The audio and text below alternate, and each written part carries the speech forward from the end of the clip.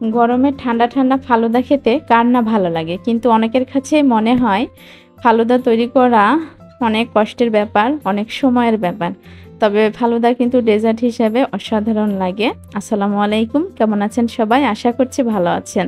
আজকে তৈরি করে দেখাবো খুব সহজেই কিভাবে ফালুদা তৈরি করা যায়। ইনস্ট্যান্ট ফালুদা তৈরি করে আমরা খেতে পারি, আর সেটাই খুব সহজভাবে তৈরি করে দেখাবো। আশা করছি ভিডিওটি আপনাদের উপকারে আসবে, ভালো লাগবে। যদি ভালো লাগে প্লিজ চ্যানেলটি সাবস্ক্রাইব করে দিবেন, লাইক কমেন্টস করে দিয়েন। চলুন তবে দেখে আসি আজকের ফালুদা রেসিপি।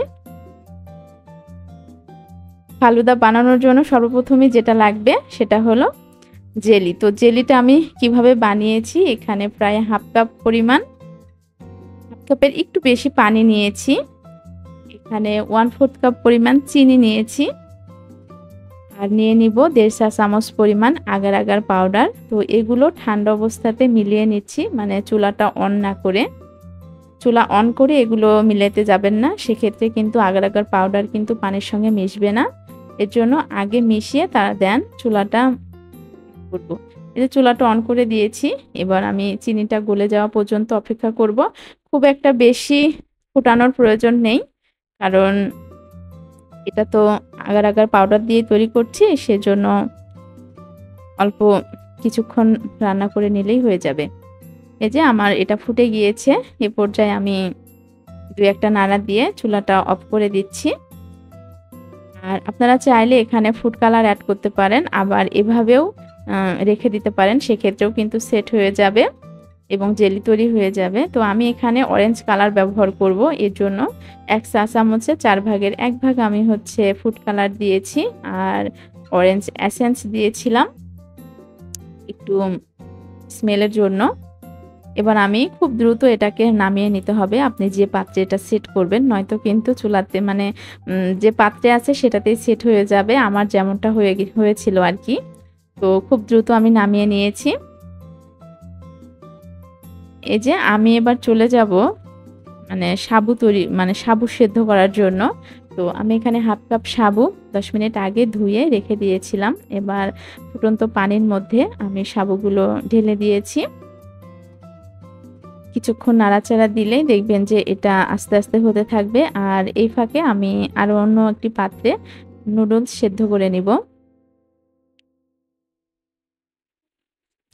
তো নুডলসটাও আমি হাফ কাপ নিয়েছি, হাফ কাপ নুডলস এভাবে করে সেদ্ধ করে নিয়েছি। আর এদিক থেকে আমার সাবুটাও কিন্তু হচ্ছিল। তো নুডলস আর সাবু দোনোটাই যখন হয়ে যাবে, তখন আমি এটা সুন্দর করে ঠান্ডা পানি দিয়ে ধুয়ে এটাকে আমি একটি বাটির মধ্যে রেখে দিব পানি দিয়ে। কারণ অনেক সময় এগুলো ঠান্ডা পানি দিয়ে ধুয়ে ধুয়ে যদি বাটিতে রেখে দেন, সেক্ষেত্রে কিন্তু দলা পাকিয়ে যায়। তো এভাবে করে যদি ঠান্ডা পানির মধ্যে রাখেন, তাহলে কিন্তু এটা ফুলে ডাবল হয়ে যায়। এই যে দেখছেন, এগুলো কিন্তু যখন আমি ঠান্ডা পানিতে ডুবিয়ে রাখবো, তখন কিন্তু এগুলো সবগুলো ঝরঝরে থাকবে, আর এগুলো কিন্তু আরো ফুলে ডাবল হয়ে যাবে, একেবারে মুক্তোর দানার মতো চকচক করবে। তো এভাবে করে আমি পানির মধ্যে রেখেছি, লাস্টে আপনারা আবার দেখতে পাবেন। এ পর্যায়ে আমি 1.5 লিটার দুধকে জাল করে প্রায় 1 লিটার করে নিয়েছি। এখানে আমি আরো হাফ কাপ গুঁড়ো দুধ ব্যবহার করব। আপনারা চাইলে দিতে পারেন, কারণ গুঁড়ো দুধ দিলে টেস্টটা ভালো আসে। তো এখানে কিন্তু আপনারা সাবু আর নুডলস গুলো দিয়ে রান্না করে নিতে পারেন। তো আমি ওগুলো এখানে অ্যাড করব না, এমনিতেই এটা তৈরি করব। আর এখানে প্রায় 3 টেবিল চামচ পরিমাণ চিনি দিয়েছি। চিনির পরিমাণটা আপনাদের টেস্ট অনুযায়ী দিতে পারেন, যে যেমনটা পছন্দ করেন। তো আমার কাছে মনে হয় এটা একটু, কারণ এখানে আইসক্রিম অন্যান্য যে ফলগুলো যাবে সেগুলোতেই কিন্তু যথেষ্ট মিষ্টি আছে। তো এইজন্য আমি এখানে চিনির পরিমাণটা কম দিয়েছি। তো এই যে আপনারা যদি এখানে নুডলস অ্যাড করেন, সেক্ষেত্রে কিন্তু কর্নফ্লাওয়ার দেওয়ার প্রয়োজন নেই। তো আমি এখানে 1 টেবিল চামচ পরিমাণ কর্নফ্লাওয়ার দিয়েছি। আর নুডলস যদি অ্যাড না করেন, সেক্ষেত্রে 2 টেবিল চামচ কর্নফ্লাওয়ার দিতে পারেন, অথবা কাস্টার্ড পাউডারও ব্যবহার করতে পারেন। এই যে আমি 3 টেবিল চামচ পরিমাণ চিনি দিয়েছি, আগে প্রথমে 1 টেবিল চামচ দিয়েছিলাম। এটা এখন হয়ে গিয়েছে, জাস্ট ঠান্ডা করে এটাকে এখন আমি একটি পাত্রে ঢেলে নেব। নিয়ে একটি র‍্যাপিং পেপারের সাহায্যে এটাকে মুড়িয়ে আমি ডিপ ফ্রিজে 2 ঘন্টার জন্য রেখে দিব। এটা ডিপ ফ্রিজে রাখলে দ্রুত ঠান্ডা হয় এবং এই পুরা যে দুধটা আছে এটা কিন্তু পুরাটাই ঠান্ডা হয়ে যায়। তখন কিন্তু এটা খেতে ভালো লাগে। ফালুদা আসলে যত ঠান্ডা খাবেন ততই কিন্তু বেশি মজা লাগে। আর এই সুযোগে আমি যে ফল ফ্রুটস গুলো এড করব সেগুলো কিন্তু আমি কেটে নিয়েছি। আর দেখুন এগুলো কিন্তু আমি বাটিতে পানির মধ্যে এভাবে করে রেখেছি। আর এটা কিন্তু একেবারে ঝরঝরে আছে। আমি নিয়েছি 1 কাপ পরিমাণ আপেল কেটে নিয়েছি, আনার নিয়েছি। এগুলো সবগুলো কেটে আমি ডিপ ফ্রিজ থেকে নামিয়ে নিয়েছি। দেখুন এটা কিন্তু অনেকটাই ঘন হয়ে এসছে।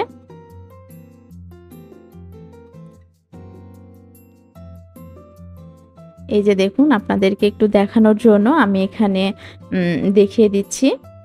এভাবে খুব ঠান্ডা, ঠান্ডা খুব দ্রুত মানে সার্ভ করবেন। আমারটা একটু ইয়ে হয়ে গেছে মানে আইসটা সরে গিয়েছে জন্য পানি, পানি হয়ে গিয়েছে। এ পর্যায়ে আমি এখান থেকে 1 কাপ পরিমাণ নিয়ে নিলাম নুডলস, 1 কাপ পরিমাণ সাবু নিয়েছি। দেখুন কতটা ঝরঝরে রয়েছে। নিয়েছি 1 কাপ পরিমাণ আপেল নিয়েছি। এরপর কলা নিয়েছি 1 কাপ পরিমাণ। তারপরে নিয়েছি এখানে আঙ্গুর নিয়েছি। আপনাদের ইচ্ছামতো ফল ফ্রুটস যেগুলো আপনাদের পছন্দ করেন সেগুলো কিন্তু দিতে পারেন।